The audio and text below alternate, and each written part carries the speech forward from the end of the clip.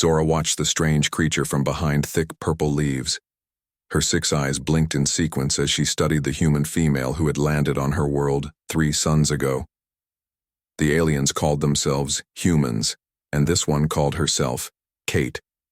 Humans were not supposed to be on Nexus 4.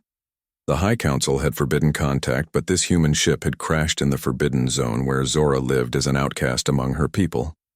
The Council feared outsiders, especially humans who had a reputation across the galaxy as unpredictable and dangerous. But Zora had always been curious too.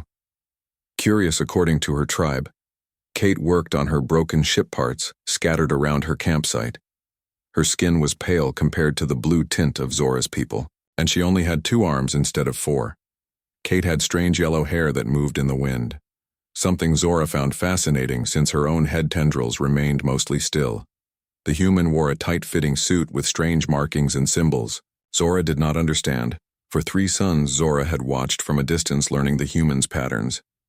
Kate would wake as the first sun rose, work on her ship until midday rest during the heat of the double suns, and then continue working until darkness fell. The human talked to herself often, a behavior Zora found odd but somehow endearing. Zora shifted her weight and a branch snapped under her foot. She froze, but it was too late. Kate spun around, tool raised like a weapon. "Where are you? Show yourself." Her voice was firm, but Zora detected fear in it. Zora considered running. She had been cast out from her tribe for being too curious, too wild, too different. But something about this human drew her forward. Perhaps it was because they were both alone on this part of Nexus 4. Perhaps it was simply her unquenchable curiosity. Zora stepped from the shadows, revealing herself. Her 4 arms held open to show she carried no weapons. Kate gasped, but did not flee. "My God, you're beautiful," she whispered. Zora tilted her head, confused by the response. Most of her people found her markings too bright, her tendrils too short. She was considered ugly among the Nexians. "What is beautiful?"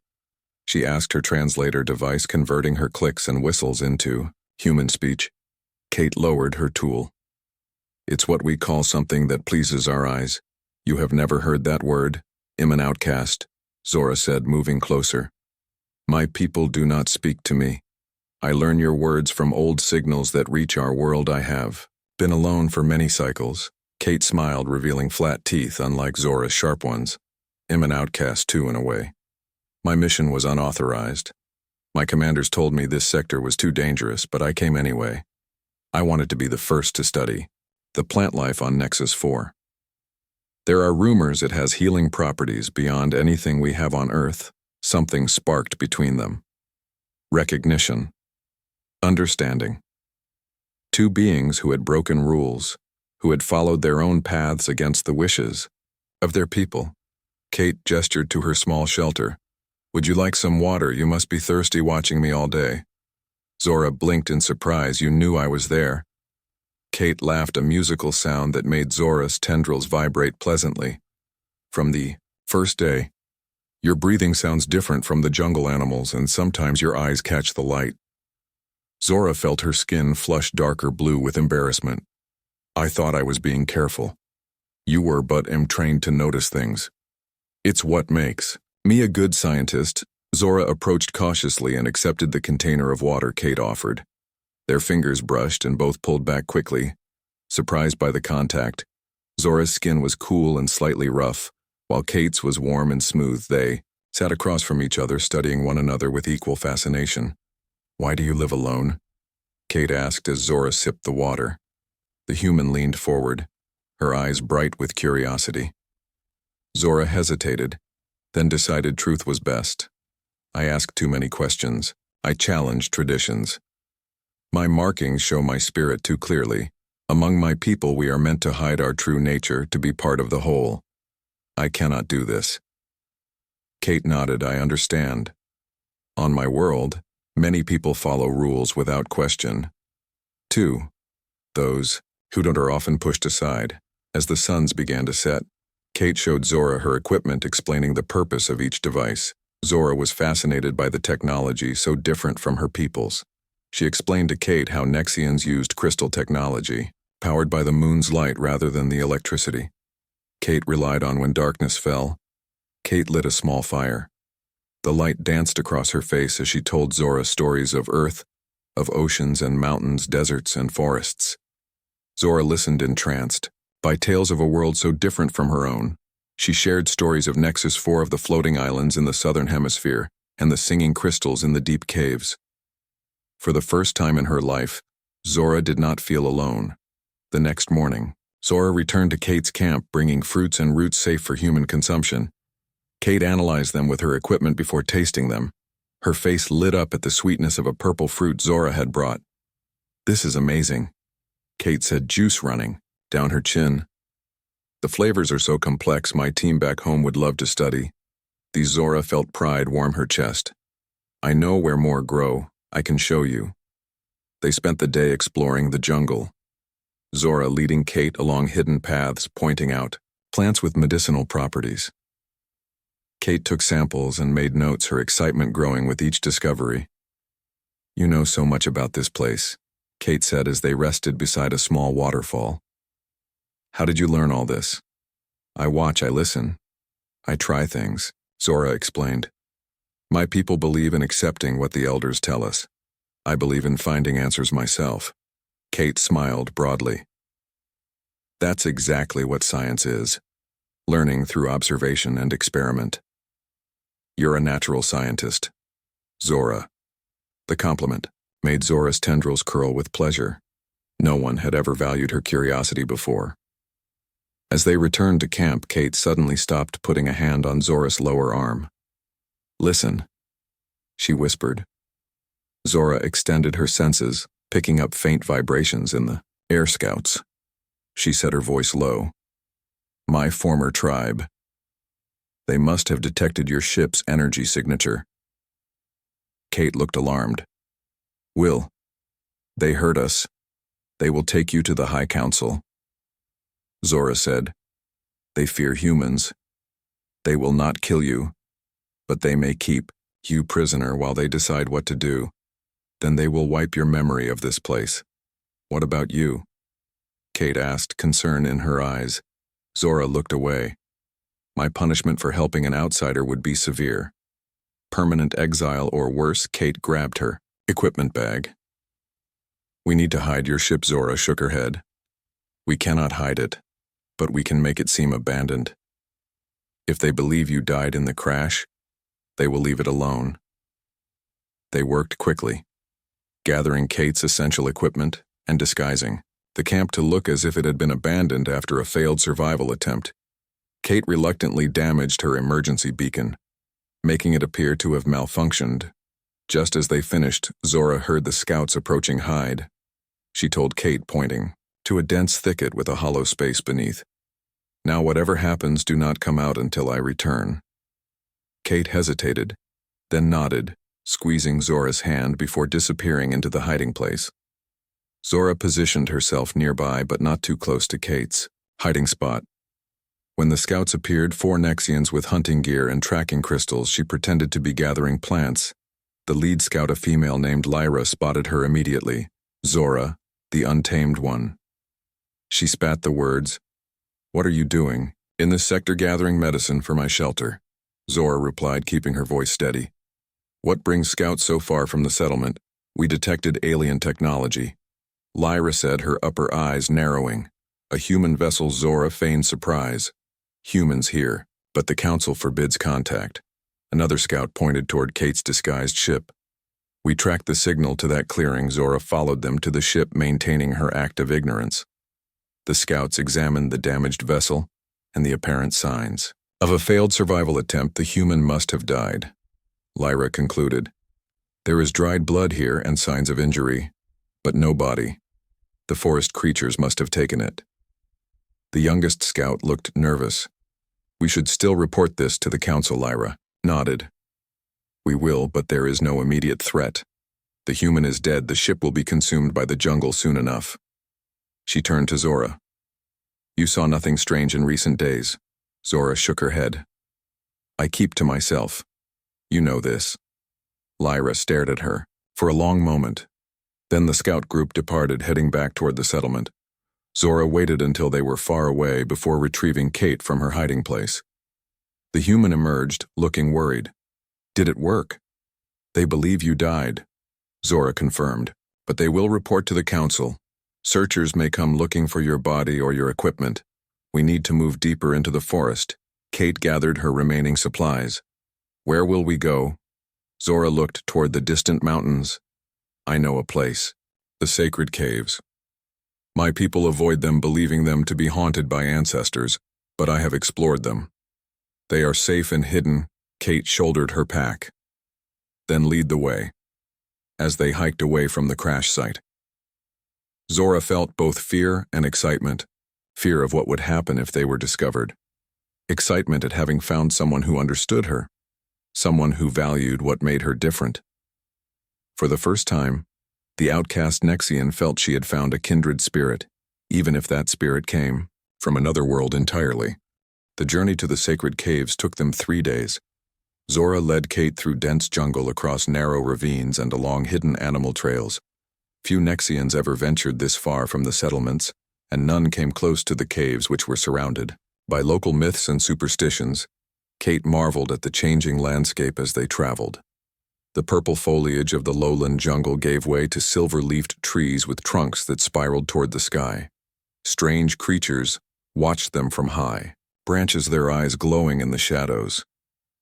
These trees are amazing, Kate said, touching a spiral trunk that hummed slightly under her fingers. They almost seem alive. They are alive in ways your trees are not. Zora explained they communicate through vibrations running beneath the soil. They warn each other of dangers and share nutrients. When one tree is sick, others send healing energy. Kate took samples, carefully following Zora's instructions to ask permission from the trees first, by placing a hand on the bark and waiting for a welcoming hum. The human found the ritual strange at first, but soon embraced it. On the 3rd day, they reached the foothills where the caves began. The entrance was hidden behind a waterfall. Zora led Kate along a narrow ledge, the spray soaking them both as they slipped behind the curtain of water and into darkness. Kate activated her light device, illuminating a tunnel of crystal-embedded stone.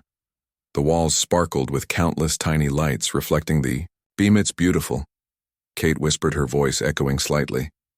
The outer caves are small, Zora said, but they connect to larger chambers deeper inside. My people believe our ancestors' spirits dwell here. I have found no spirits, but I have found much else. They made their way through twisting passages, some so narrow they had to turn sideways to pass. Eventually, the tunnel opened into a vast chamber with a high ceiling. Kate gasped as her light revealed ancient drawings covering the walls. What are these? Kate asked, approaching the nearest wall where figures with 4 arms were depicted alongside strange symbols. Our history. Zora explained, our first days on this world. These caves tell stories from before our written language. These are sacred, which is why the council keeps most away. The truth of our past contradicts many of their teachings. Kate examined the drawings carefully. They show your people arriving in ships, she said, pointing to images of oval objects descending from the sky. This suggests your species colonized this planet. You weren't always here, Zora nodded. This is why the council fears these caves. They teach that we were born from the soil of Nexus 4, that we are one with the planet. They deny our origins. Among the stars, Kate continued studying the images. These symbols recurring throughout, are they a language? Not one I understand. Zora admitted, I have tried to decipher them for years. Some patterns suggest star maps. Others might be formulas or equations. They spent hours examining the chamber, Kate recording images and taking notes, while Zora showed her hidden passages and smaller rooms branching off the main cavern. In one chamber, a pool of luminescent blue water provided light without Kate's device. This water comes from deep underground. Zora explained, it carries minerals that give it healing properties and make it glow. My people once used it in ceremonies. Now only the council elders are permitted to visit, and they come. Rarely. Kate tested the water with her equipment. This contains elements I don't recognize, she said excitedly. It has an unusual molecular structure, almost as if the water itself is partially alive. Zora led Kate to the chamber she had prepared for living a large space with Natural shelves in the rock walls stocked with supplies bedding made from soft plant fibers and containers of fresh water. You planned for this, Kate said, looking around the comfortable space. Not for a human visitor, Zora admitted, but for my own survival. I always knew the day might come when I could no longer live near my people even at a distance. That night they shared a meal of cave fruits and preserved proteins from Kate's supplies. As they ate, Kate told more stories of Earth, of the oceans, and the creatures that lived in their depths of cities that glowed with millions of lights, and of the diverse people who inhabited her world. Your people sound as varied as the stars, Zora said, fascinated by the concept of humans with different colors and shapes all belonging to the same species. We are, Kate agreed. And for much of our history, that diversity led to conflict. But we've grown. We still struggle. But we're learning to see our differences as strengths. Zora touched one of her head tendrils. My people see difference as dangerous, as something to be eliminated. Those whose markings show too much independence are watched. Those like me whose markings cannot be hidden are cast out. Kate reached out hesitantly, then touched Zora's markings, the swirls of bright purple against her blue skin. On Earth, many people decorate their bodies with permanent markings called tattoos. They choose designs that express who they are. Zora leaned into the touch. No one has ever willingly touched my markings. Before she said softly, my own mother avoided looking at them. The moment hung between them, intimate and significant. Then a distant rumble broke the silence. What was that? Kate asked.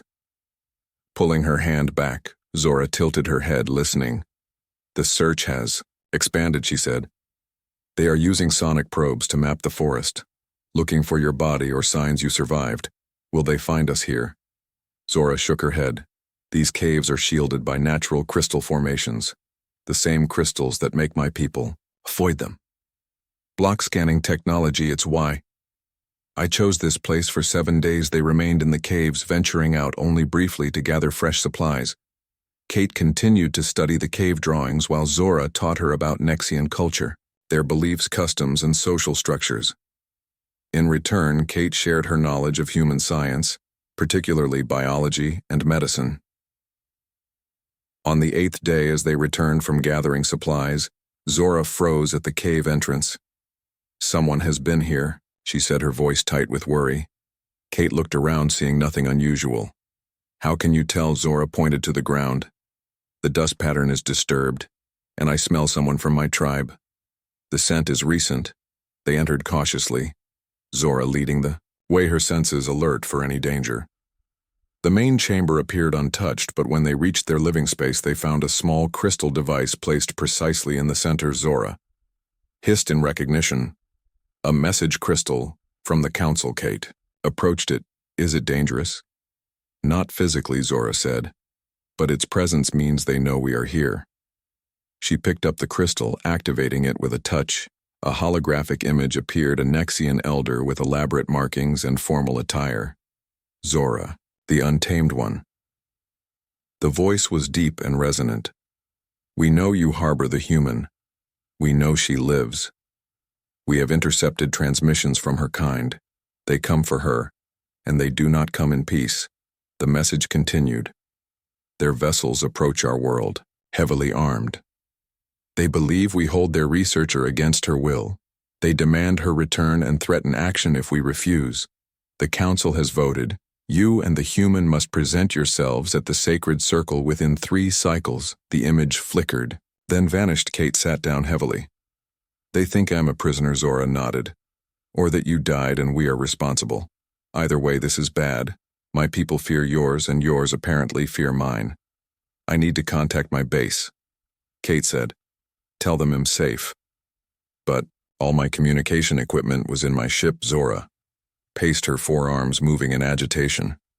This makes no sense. Human ships should not even know you're missing. Your mission was unauthorized, you said so. Yourself. Kate looked away, her expression troubled. I need to tell you something. My mission to study plants was real, but it wasn't my only purpose. I was sent to assess your people's technology, particularly the crystal energy systems. Your people have been detected using it to shield your planet. Superiors wanted to know if it represented a threat. Zora stared at Kate, feeling betrayed. You spied on us. Not spied. Kate protested. I was to observe and report. I never planned to steal anything, and I believed my mission was peaceful research. When I crashed, I tried to send a message that I was alive but needed rescue, not military intervention. Zora turned away, her tendrils rigid with emotion. So our friendship was a lie, a way to learn our secrets. Kate stood up and moved to face Zora. No, that was real is real. I didn't have to tell you this. I could have pretended surprise, but I respect you too much to lie. I came here with orders, yes. But what I've found, what I've learned about you and your people has changed everything. Zora wanted to believe. Her? The human had shown no signs of deception, but her people had suffered from trust before ancient stories told of betrayals by other species who had seemed friendly at first. We must go to the sacred circle. Zora finally said, We have no choice. If your people attack mine, many will die on both sides. Kate nodded. But we go together as equals, not as prisoner and captor, and we tell the truth about everything. What truth? Zora asked. There is too much deception, too many secrets. Kate took Zora's lower hands in hers, that we are not so different, that both our peoples have fears and hopes, that perhaps we were meant to meet. To start something new. Zora felt warmth spread through her at the contact. Maybe you are right. Maybe this is why I was born different.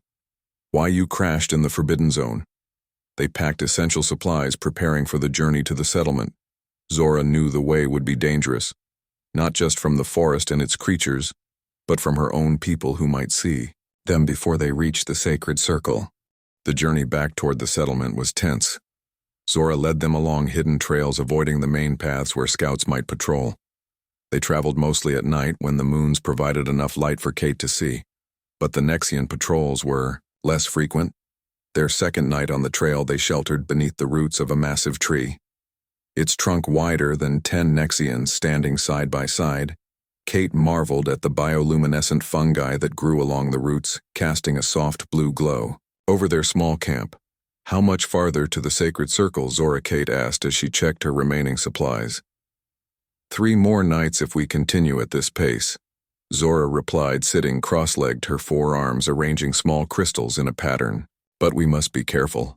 The settlement borders are heavily guarded, especially now. Kate watched Zora work with the crystals. What are those for? Communication. Zora explained, arranging the final crystal. These will help me sense patrols before they get close. With the tension between our worlds, they will have doubled the usual guards. The crystals began to glow faintly, forming connections of light between them. Zora closed all 6 of her eyes, concentrating. I sense 8 patrol groups, she said after a moment. 2 are close to our position but moving away. The others are spread along the settlement perimeter. Kate studied the crystal pattern with scientific interest. How does it work? The crystal technology. Zora opened her eyes. The crystals respond to thought and emotion, especially from Nexians. Our bodies naturally produce energy fields that the crystals amplify and direct. It is difficult to explain in your language. Could humans learn to use them? Kate asked. Zora tilted her head. Perhaps the ancient drawings showed humans and Nexians using crystals together, but it would take practice. Your energy fields are different, more chaotic, but also sometimes stronger. Kate leaned forward. Would you teach me? Zora hesitated, then selected a small crystal with a purple core. She placed it in Kate's palm. Close your eyes, she instructed. Feel the crystal. Not with your fingers, but with your mind. Imagine your thoughts touching it. Kate closed her eyes, her face a mask of concentration. For several minutes, nothing happened. Then the crystal gave a faint pulse of light. You did it, Zora said, surprised. You have a strong mind. Kate from Earth. Kate opened her eyes, seeing the dimly glowing crystal. Her face lit up with wonder. It feels warm. Almost like it's alive. It is in a way, Zora explained. All things have energy, but these crystals can store and shape that energy. They remember, they learn. In ancient times, my people could create vast networks of crystals that powered cities and connected minds, Kate's. Scientific curiosity was clearly piqued. This could revolutionize energy systems on Earth, she said, then caught herself. I mean, if our peoples ever decided to share technology peacefully. Zora gathered the crystals. That is a conversation for after we prevent a war, she said gently. They slept in shifts, Zora taking the first watch. When it was Kate's turn to keep guard, Zora found sleep difficult. Her mind raced with worries. Would the council listen? Would Kate's people hold back their attack long enough for negotiations? What would happen to her and Kate when this was over? Morning came with a light rain that turned the forest floor slick and treacherous. They moved carefully, Zora using all four arms to maintain balance while helping Kate navigate the difficult terrain. Around midday they came upon fresh tracks in the mud. Zora knelt examining them. Scout patrol, she said, her voice low. Large group, at least 6, maybe more. Should we change course? Kate asked. Zora shook her head. We would lose too much time. The sacred circle is still 2 days' journey at our current pace. They continued forward, moving with greater caution. Every sound in the forest made them freeze and wait. Zora's senses strained for any hint of danger. By late afternoon, the rain had stopped, but the forest remained unusually quiet. Something is wrong, Zora whispered as they paused in a small clearing. The animals are silent, Kate nodded. The whole forest feels tense. Then Zora heard it, a faint whine like distant machinery. She recognized the sound from her childhood hover transports. The council only used those for urgent situations. They are mobilizing, she said. They must believe attack is imminent. We need to move faster, Kate said. If my people are preparing to strike, we have very little time. They abandoned caution for speed, moving through the forest as quickly as Kate's human limitations allowed. Night fell, but they continued using Zora's natural night vision and Kate's small light device to find their way. Near midnight, they reached the edge of a ridge overlooking a vast valley. In the distance, the lights of the Nexian settlement glowed against the darkness. But between their position and the settlement, Kate spotted something that made her blood run cold. Military transport, she said, recognizing the angular shapes and positioning Earthships. And they look like they are preparing for ground assault. Zora saw them too, as well as the Nexian defenses being established around the settlement perimeter. They are hours away from conflict, she said. Both sides are positioning for attack. We need to get to the sacred circle now. Kate said, It's in the center of the settlement, right? That would be neutral. Ground. Zora nodded, but her expression was grim. We cannot approach. Directly, the perimeter is too heavily guarded. We would be captured or killed before we could explain. Kate scanned the valley, thinking, there must be another way. Zora suddenly straightened her tendrils, quivering with excitement. The underground rivers, she said, they run beneath the settlement connecting to the sacred pool.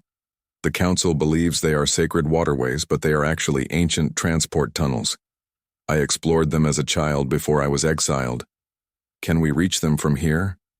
Kate asked. Zora pointed to a dark area at the base of the ridge. There is an entrance half a day's journey from here. It will be dangerous. The tunnels have not been maintained for generations, but they lead directly to the sacred circle. They made their way down the ridge in darkness, Kate slipping several times on the steep descent, Zora catching her with her multiple arms. By dawn they had reached the tunnel entrance, a narrow opening partially hidden by vegetation and fallen rocks. Zora cleared away enough debris for them to enter. Kate activated her light, revealing a smooth tunnel with crystalline veins running through the walls. The crystals still have energy, Zora said, touching one.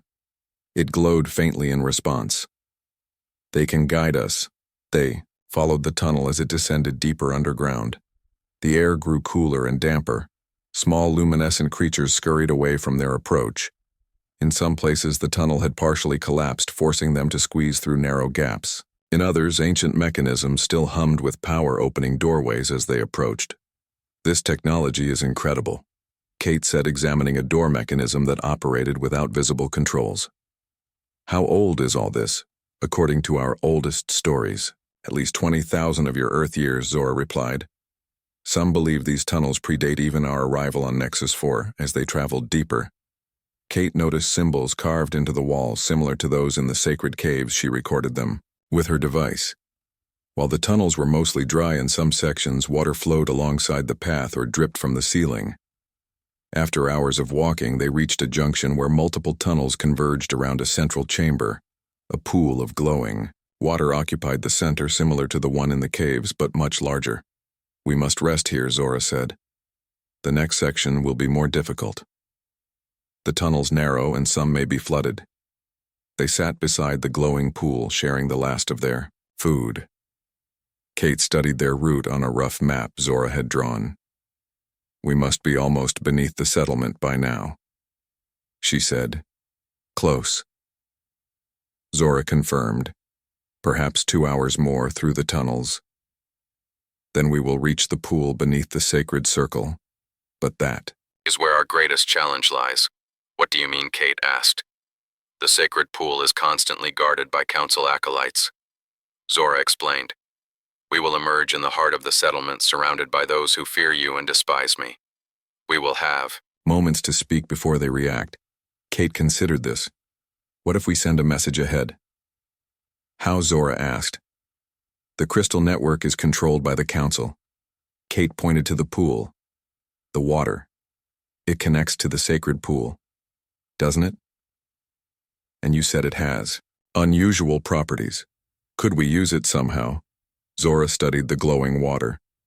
Then she removed a small crystal from her pouch. This is a memory crystal, she explained. It can store thoughts, images. She placed it in Kate's hand. Hold it. Think about everything that has happened between us. The ancient drawings. The truth we discovered. Kate closed her eyes, concentrating. The crystal began to glow brighter, pulsing with light. Now add your knowledge, Zora said. Your peaceful intentions, your desire to prevent conflict. The crystal glowed even brighter. When Kate opened her eyes, it was shining with multiple colors swirling within its structure. Zora took the crystal and waded into the pool. The water rose to her waist. She held the crystal beneath the surface, speaking words in her native language. The water around the crystal began to swirl, forming patterns that spread outward. Through the entire pool. What did you do? Kate asked when Zora returned to shore. I sent our truth ahead, she said.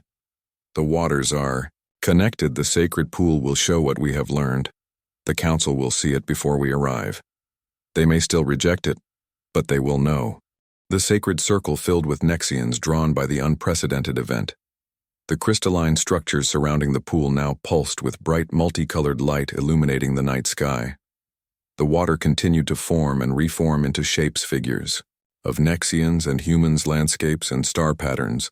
Elder Torin and the council members remained kneeling, their head, tendrils flat against their skulls. In reverence, Zora recognized this as a sign of deep respect, something rarely shown even to the highest authorities. The voice spoke again, reverberating through the crystal structures. Long ago, your peoples worked as one, the Nexian with their crystal knowledge, the human with their adaptive minds. Together you created wonders. The water shaped itself into images of magnificent cities, structures that combined crystal technology with designs Kate recognized as having human influence. Then came the separation. The water shifted, showing conflict, darkness spreading. The humans left, the Nexians isolated themselves. The knowledge was divided. Hidden, both peoples diminished by the loss. Kate and Zora exchanged glances, still standing in the sacred pool. The water swirled around them, warm and somehow comforting. Elder Torin found his voice. Ancient One, he said, addressing the presence in the water. Our records speak of catastrophe when our peoples last met, of betrayal and destruction. The water surged upward, forming a perfect sphere hovering above the pool. Not betrayal, the voice corrected. Fear. Fear of what you could become together. Fear from those who would control rather than share. Both Nexian elders and human leaders chose separation, believing it safer than risking the unknown potential of your unity. Kate spoke next, addressing the watery presence. Are you saying our peoples deliberately hid our shared history? The sphere rippled. Yes, knowledge is power. Those who control knowledge control destiny. Your leaders feared what would happen if your peoples fully merged their understanding. The crystal technology of Nexus 4 combined with human creativity could have changed the course of galactic development, but fear prevailed. Separation was deemed safer. Zora stepped forward, her markings glowing in resonance with the crystals. Who are you? She asked. What are you? The water sphere expanded. I am memory. The combined knowledge of those who came before, stored in crystal and water, awaiting the time when both peoples were ready to remember. Each generation I test, sending forth those marked for potential. Those like you, Zora. The untamed one, Zora gasped, her tendrils curling in shock. My markings. You chose me. You chose yourself. The voice corrected. I merely recognized what was already within you. The curiosity, the courage, the capacity to see beyond boundaries. Kate looked at Zora with new understanding. That's why you were different from birth. Your markings weren't a mistake. They were a sign, Elder. Torin rose slowly, addressing Kate. And your arrival, human. Was that also by design? The water rippled, forming a pattern like laughter. Not design, but opportunity. When this one, Kate, launched her unauthorized mission, the possibility emerged. I merely ensured her path crossed with the one prepared to see her as she is, not as enemy. Not as other, but as kindred. One of the other council members stepped forward. But the human ships that threaten us now. Is this also part of your plan? Ancient One, no, the voice said. The water sphere dimming slightly. That is human fear responding to lack of communication. That is the old pattern repeating. But you now have choice. Break the cycle. Choose a new path. As if summoned by the words, the communication device Kate had used suddenly activated. A voice spoke from it. Commander Sharon of Earth. Vessel Horizon. Captain Kate Fletcher, are you there? Do you read? Kate looked to Elder Torin, who nodded permission to respond. Commander Sharon. She said, this is Kate Fletcher. I am safe, I repeat. I am safe, and I have made a remarkable discovery. Please, hold all military actions. There was a pause, then Commander Sharon's voice returned. We detected your beacon activation, then nothing for weeks. Fletcher, we thought you had been captured. We demand visual confirmation of your status and immediate explanation. Kate looked at the water sphere, which shifted, forming a reflective surface almost like a mirror. At the same time, the crystals surrounding the pool brightened, connecting in patterns that spread outward, beyond the sacred circle. Show them, the voice said. Show them what you have found. Kate realized the crystals were creating a communication network far more sophisticated than her Earth technology. The reflective water surface was a visual transmission system. She stepped before it. Commander Sharon. Can you see me? She asked. The water rippled, then steadied, showing the commander's surprised face on its surface.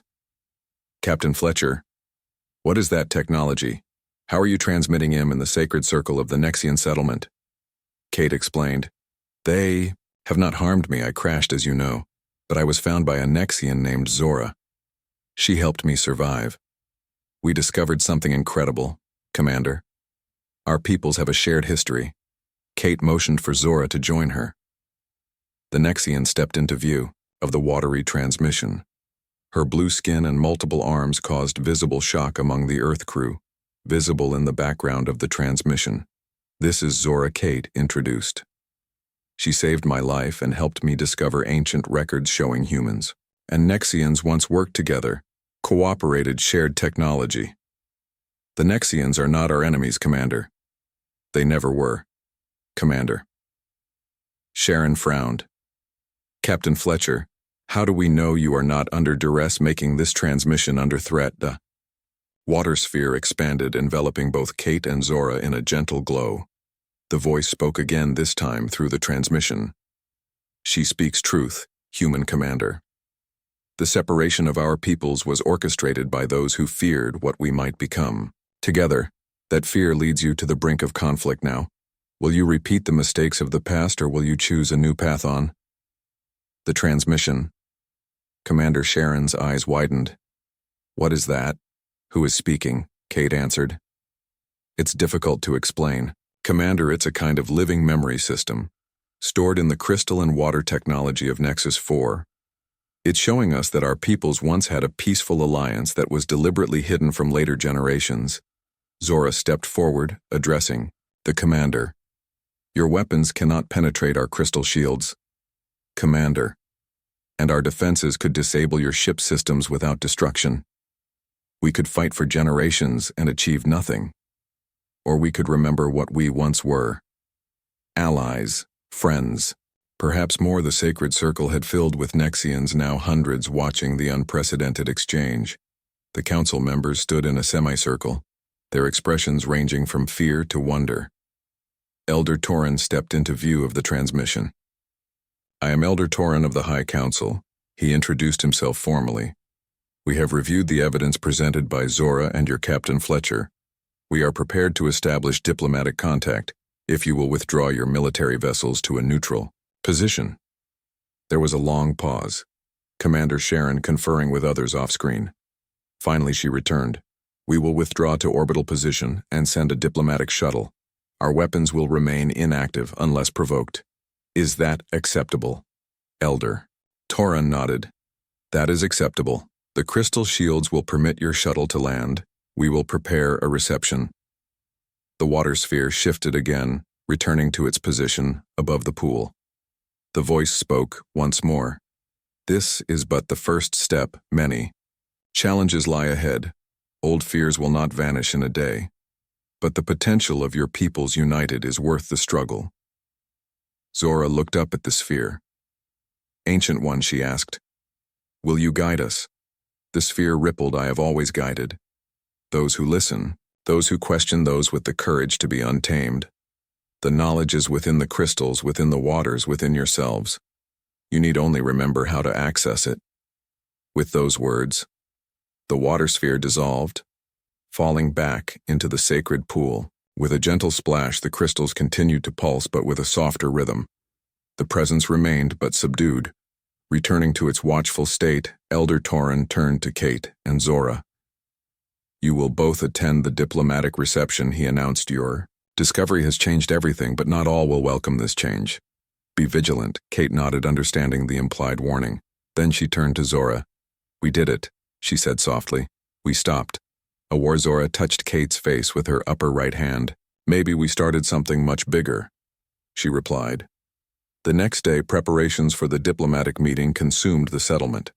A large crystalline structure was prepared for the Earth delegation. Kate was given quarters near the sacred circle. To rest and prepare, fresh clothing was provided for her, designed to accommodate her human form. Zora found herself in an unexpected position. No longer an outcast, she was now sought after by council members eager to learn what she had discovered. In her exile, many of the younger Nexians, particularly those with brighter markings, approached her with questions. Their curiosity, previously suppressed, now encouraged. In light of recent events, Kate and Zora had little time together, both being prepared separately for the diplomatic meeting.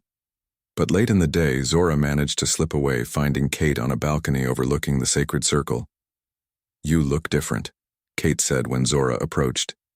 The Nexian wore formal attire, her markings highlighted, rather than hidden, her head tendrils adorned with small crystal accents. As do you, Zora replied. Kate had been dressed in a Nexian-style garment modified for her human form. The fabric shimmered with embedded crystals that responded to her movements. Kate leaned against the balcony rail. What happens after this, she asked, after the diplomats take over? One full cycle of Nexus 4 around its suns had passed. Since the historic first diplomatic meeting, Kate and Zora had established their research outpost at the sacred caves. A small settlement had grown around the cave entrance. Other curious Nexians, particularly young ones with bright markings, had joined them, drawn by the opportunity to study the ancient records without council restrictions. Several human researchers had come as well, scientists eager to learn about crystal technology and Nexian culture. The outpost had been named Unity by mutual agreement, a symbol of what they hoped to build. Kate had her own living quarters designed to accommodate her human needs, but spent most of her time in the common areas or the caves working alongside Zora on this particular day. They were deep in the cave system in a chamber they had only recently discovered. The walls were covered with complex diagrams showing crystal configurations unlike any they had documented before. "These look like energy transmission networks," Kate said, running her scanner over the drawings. "The complexity suggests they could move power across vast distances, maybe even between worlds." Zora nodded, studying another section. "These symbols match some we found in the water chamber last month. I think they represent different energy frequencies." Their research had progressed significantly over the past year. They had learned that the crystal technology was far more advanced than either the current Nexian Council or Earth scientists had realized. The ancient civilization had developed methods of energy generation, storage, and transmission that had no equivalent in modern technology. More importantly, they had discovered that the combined knowledge of human and Nexian thinking created solutions neither could develop alone. Kate brought scientific methodology and fresh perspectives. Zora contributed intuitive understanding of crystal harmonics and historical context. Their team of researchers followed this model, working in mixed species pairs with remarkable results. "We should document this chamber thoroughly before moving deeper," Zora said. "The tunnels beyond show signs of instability." Kate agreed, activating her recording equipment. The device was a hybrid of Earth and Nexian technology developed at their outpost. Crystal-enhanced sensors captured data that standard Earth equipment could not detect as they worked. Zora noticed Kate seemed distracted. Her movements were efficient, as always, but her usual enthusiasm was muted. "Is something wrong?"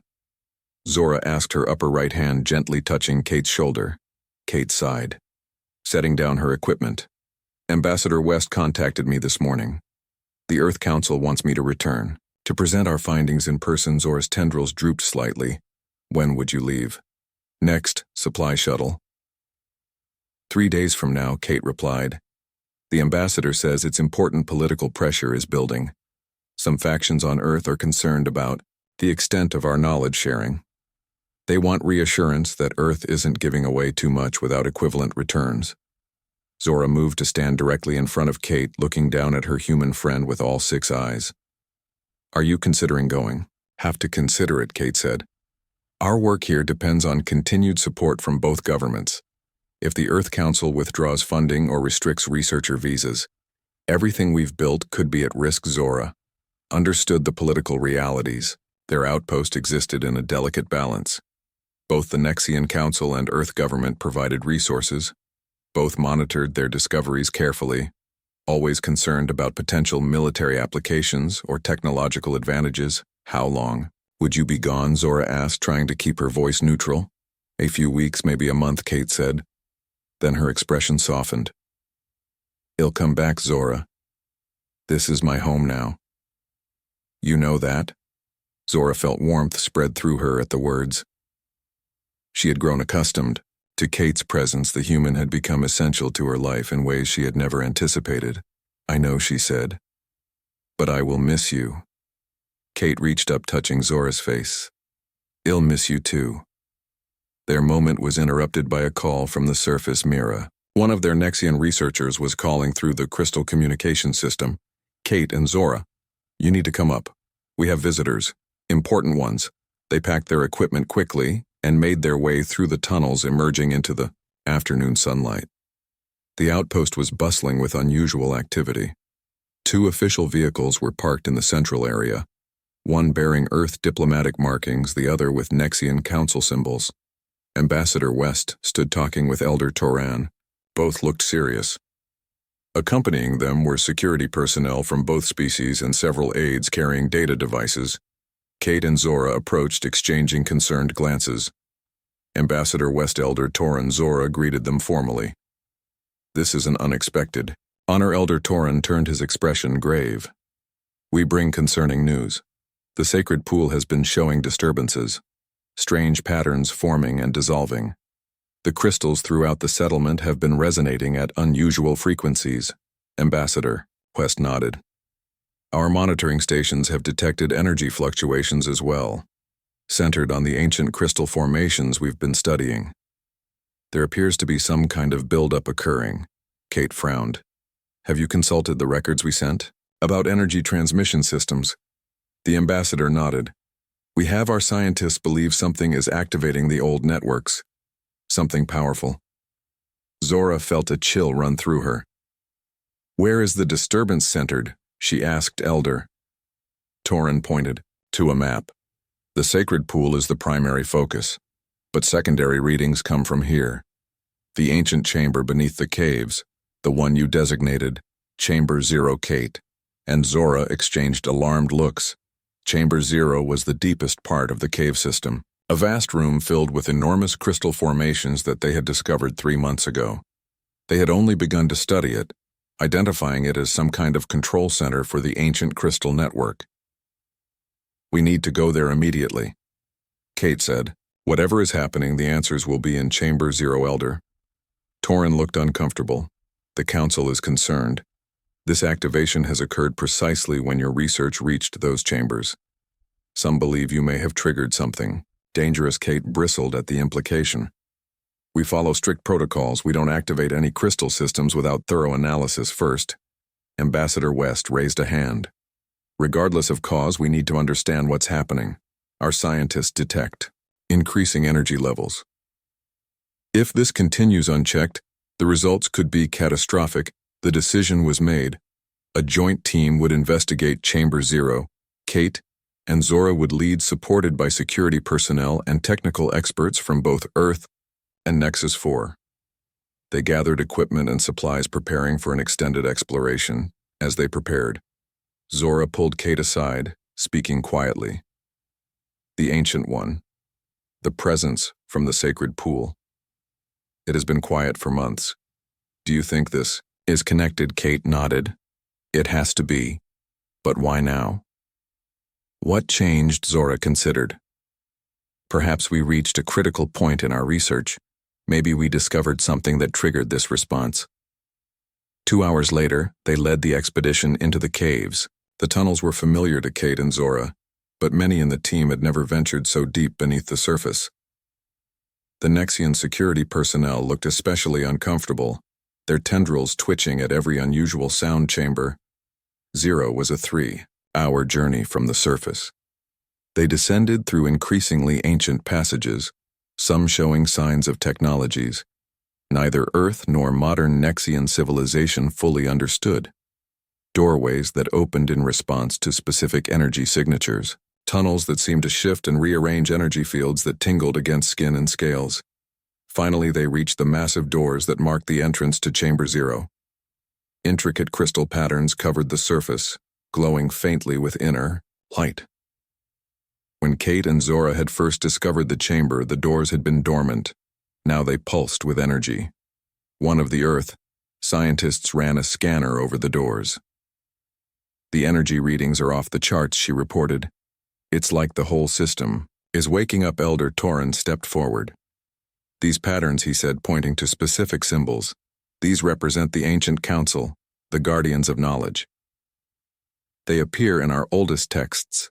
Zora placed her hands on the door, feeling the vibrations through her sensitive skin. Whatever is happening, it feels deliberate.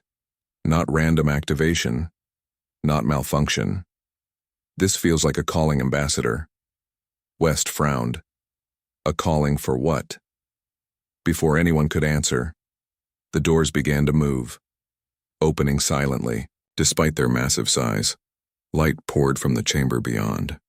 Not the soft glow they had documented in their previous visits, but a brilliant radiance that made everyone shield their eyes when the light dimmed enough to see Kate and Zora led the way into Chamber 0.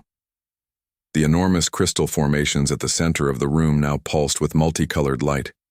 Energy arced between them, forming patterns that shifted and changed.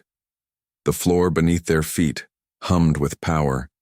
It's beautiful, Kate whispered, and powerful, added one of the Earth technicians. These energy levels could power an entire city, maybe more. As they moved further into the chamber, the crystal formations began to respond, lights following their movements, particularly tracking Kate and Zora. The security teams grew nervous, hands moving to weapons. Do not be afraid, came a familiar voice. The same presence that had spoken from the sacred pool now emanated from the crystal formations. You have done well, untamed ones. You have begun the remembering. Elder Torin stepped forward, Ancient One. What is happening?